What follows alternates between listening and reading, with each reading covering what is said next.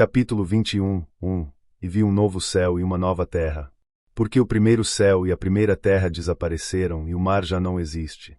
2. E eu, João, vi a cidade santa, a nova Jerusalém, que descia do céu de junto de Deus, adornada como uma esposa ataviada para o seu esposo.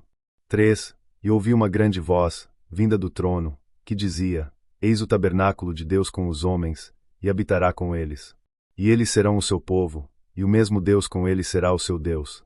4. E Deus lhes enxugará todas as lágrimas dos olhos, e não haverá mais morte, nem choro, nem gritos, nem dor, porque as primeiras coisas passaram.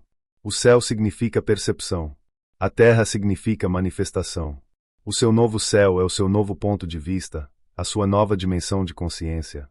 Quando você começa a ver espiritualmente, compreende que no absoluto está toda a felicidade, harmonia, amor ilimitado, perfeição infinita, sabedoria infinita e paz absoluta. Quando você começa a identificar-se com essas verdades, o mar ou ondas de medo, dúvida, preocupação e ansiedade desaparecem, e a sua mente torna-se serena, repousada, cheia de fé e confiança. Você pode então sossegar a sua mente e ali declarar, perceber intimamente e sentir o rio de paz de Deus correndo pela sua mente. Você está agora na cidade santa, a Nova Jerusalém, sua mente em paz, caracterizada por estados admiráveis de felicidade, alegria, fé, harmonia, amor e boa vontade. A sua mente está vestida com a beleza radiante de Deus e o seu estado de espírito é exaltado, nobre, sublime. Você é como uma esposa ataviada para o marido, conforme diz o versículo 2, no sentido de se ter casado mental e espiritualmente com o seu Deus e todas as coisas boas. Você está com a sua veste nupcial porque está sintonizado com o infinito, e as verdades eternas de Deus impregnam constantemente a sua mente. Você também compreende a verdade do versículo 3, ou seja, que você é o tabernáculo de Deus, pois todo homem abriga Deus. A mente e espírito do homem são a presença de Deus nele. Deus é a vida, e Deus é tudo o que existe, e portanto a vida de Deus é a vida do homem. O Divino Espírito Santo satura e enche todas as partes do seu ser. Cada homem é a expressão de Deus ou a individualização da consciência de Deus, o que é outra maneira de dizer a mesma coisa.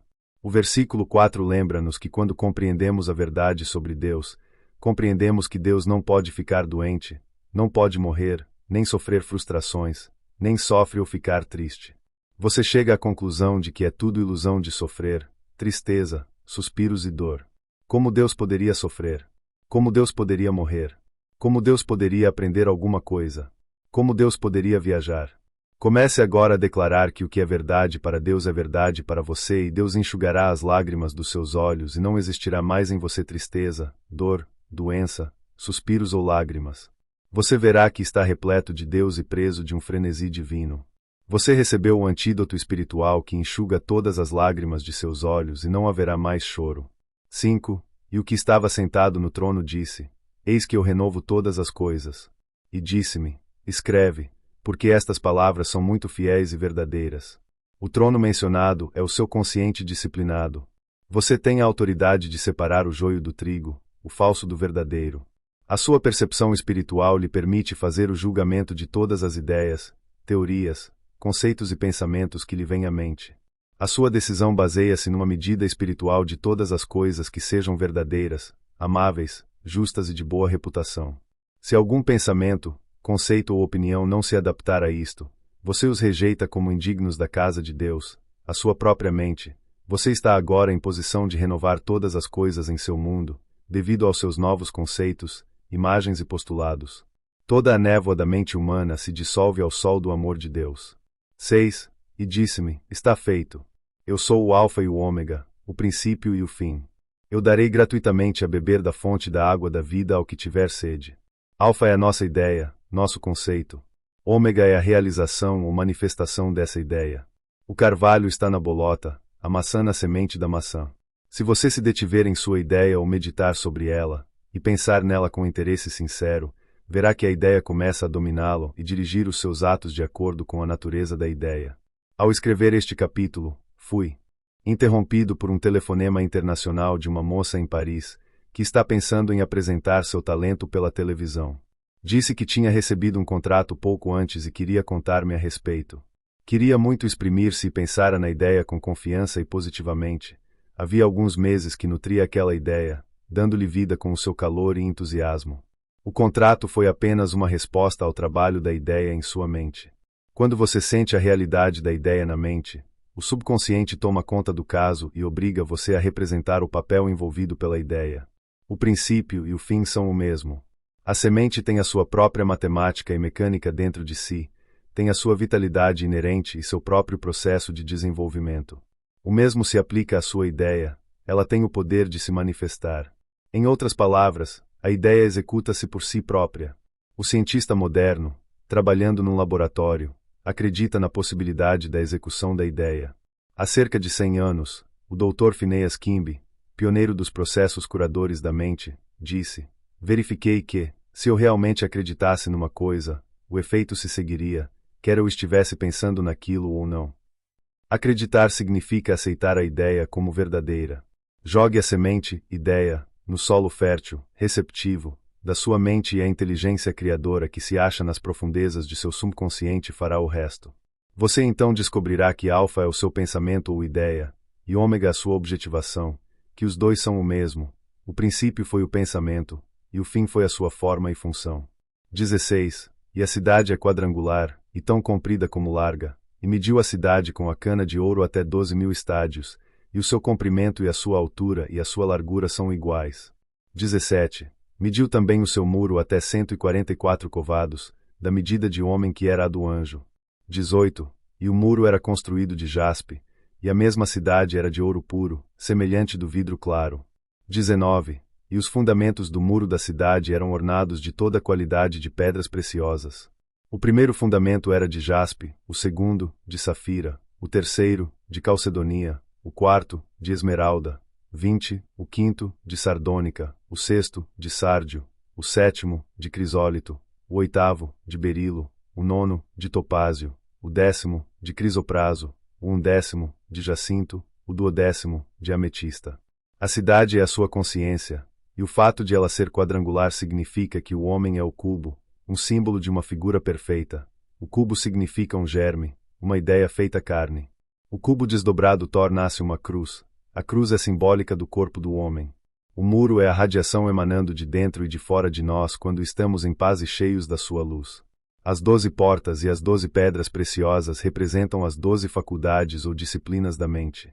São as seguintes: 1. Percepção. 2. Fé, confiança. 3. Juízo correto. 4. Amor. 5. Persistência. 6. Imaginação disciplinada. 7. Compreensão. 8. Desejo. 9. Discernimento. 10. Louvor. Gratidão.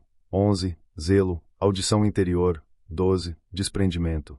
Quando o absoluto se torna relativo, é que passou do estado sem forma para o limitado. Chama-se a isso a crucificação ou passar do invisível para o visível.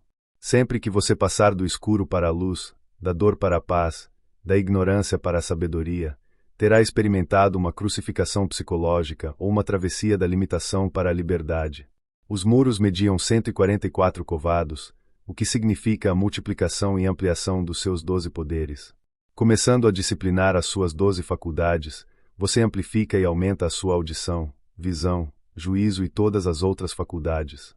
21. E as 12 portas eram 12 pérolas, e cada porta era feita de uma pérola, e a praça da cidade era de ouro puro, como vidro transparente. 22. E não vi templo nela, porque o Senhor Deus onipotente e o Cordeiro são o seu templo. 23. E esta cidade não tem necessidade de sol nem de lua que a alumiem, porque a claridade de Deus a ilumina e a sua lâmpada é o Cordeiro. Ouro representa o poder de Deus e a beleza da santidade, integridade. O homem é o templo do Deus vivo. O dia virá em que você não olhará mais para o templo exterior, embora necessário e essencial a milhões, mas encontrará o santuário interior. Você não terá necessidade de um prédio, música, incenso, velas, imagens, liturgia, cerimônias, rituais, para lembrar-se de Deus. As cerimônias e rituais em muitos casos tendem a empolgar ou hipnotizar a pessoa, dando-lhe a ilusão de que está comungando com Deus. Você pode ser transportado pelos seus 5 sentidos, o mesmo influenciado somente pela visão e pelo som. A oração é uma comunhão íntima com Deus, um movimento do coração em que você sente e prova o Senhor, e o acha bom. Entrar no templo, a sua mente, Não tem nada a ver com os 5 sentidos. Você deve fechar a porta dos 5 sentidos e comungar com Deus no silêncio de sua alma e ouvir a voz divina que fala com a alma em paz. Você não precisa de auxílio para tocar em Deus. Pode entrar em contato com a presença divina por meio do seu pensamento. Entre agora nesse templo interior. Medite sobre o Eu Sou, a presença de Deus. Pense em tudo o que você sabe sobre Deus, e você se perderá na alegria e maravilha de tudo isso.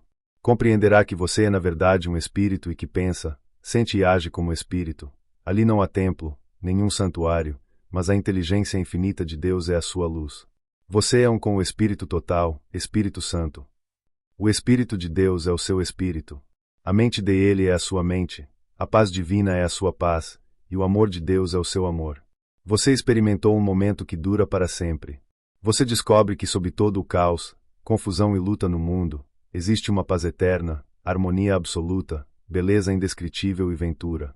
Você sentirá que todos os homens são um e que as torrentes da multiplicidade correm de volta à unidade. Na meditação você se dirige interiormente para o verdadeiro, e à medida que você se interioriza percebe primeiro que essa coisa chamada corpo é muito irreal, e a terra em que você se acha torna-se irreal. A vida externa torna-se o sonho e a vida interior desperta e se dirige cada vez mais para dentro. Por fim parece fundir-se e de repente o ser que medita percebe que, indo para dentro, descobriu o universo, que o Sol, a Lua, as estrelas e planetas estão no interior.